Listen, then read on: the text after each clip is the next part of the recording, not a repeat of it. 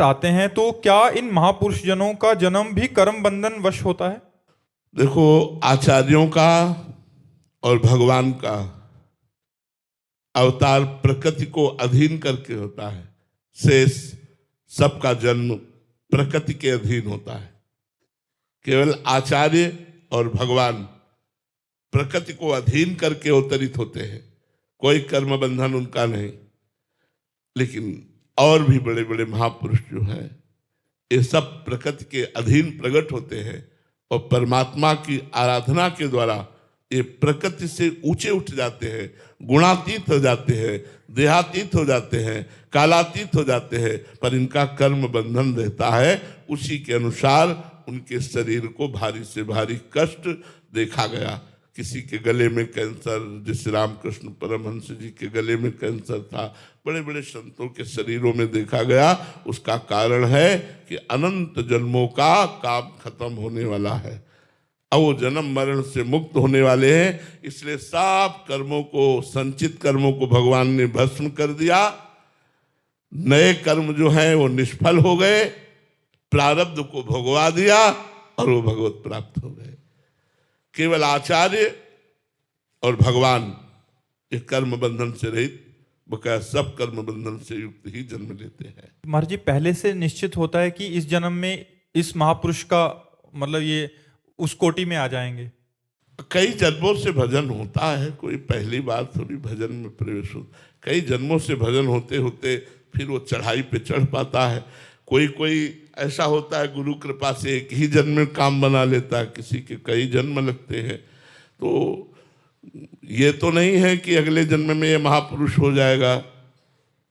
अब उसका भजन किस कोटि का? जैसे भरत जी ने भजन किया, भजन में चूक हो गई कि हिरन में ममता हो गई।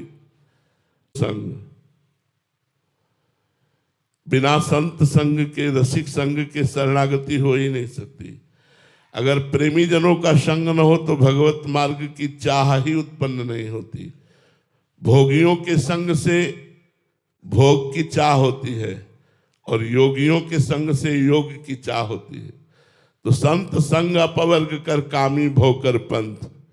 यदि हम संसार की कामनाओं से युक्त कामी पुरुषों का संग करेंगे तो हमारे अंदर कामनाओं की ही उत्पत्ति होगी और वो कामनाएं बढ़ेंगी और मुझे आवागमन के चक्र में डालेंगी।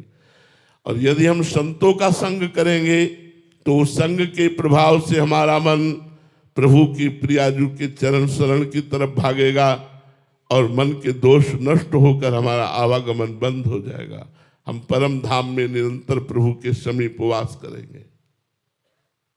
मेजर संजीत पांडे जी, राधे राधे महाराज जी। महाराज जी, भगवत भक्ति में मन पूरी तरह समर्पित नहीं हो पा रहा, क्या करें कि मेरा मन काबू में रहे और राष्ट्र सेवा के साथ साथ भक्ति में भी मन एकाग्रचित हो? नाम जप, नाम जप निरंतर अभ्यास करो। उठते बैठते चलते फिरते बहुत जल्दी भक्ति की पूर्णता हो जाएगी। बहुत जल्दी भगवान की रूप माधुरी में मन लगने लगेगा। भगवान की कथा प्राण प्यारी हो जाएगी। भगवान के भक्त प्राण प्यारे हो जाएंगे। भक्तों के चरित्र प्राण प्यारे लगने लगेंगे। यही तो भक्ति का स्वरूप है। तदर्पिता अखिलाचारिता तद स्मरणेन परम व्याकुलतेति। समस्त आचरण भगवान के अनुकूल हो और निरंतर नाम जप हो, सब ठीक हो जाएगा। पायो जी पायो मैंने राम रतन धन पायो।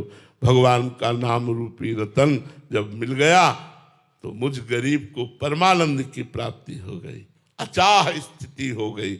इसलिए नाम जप करो। हेमंत जी चंडीगढ़ से, राधे राधे महाराज जी। महाराज जी, संत महापुरुषों के जीवन में भी असाध्य रोग का आचरणों को सुधारिए और नाम जप कीजिए। नाम जप से समस्त भक्ति के अंग पूर्ण हो जाएंगे।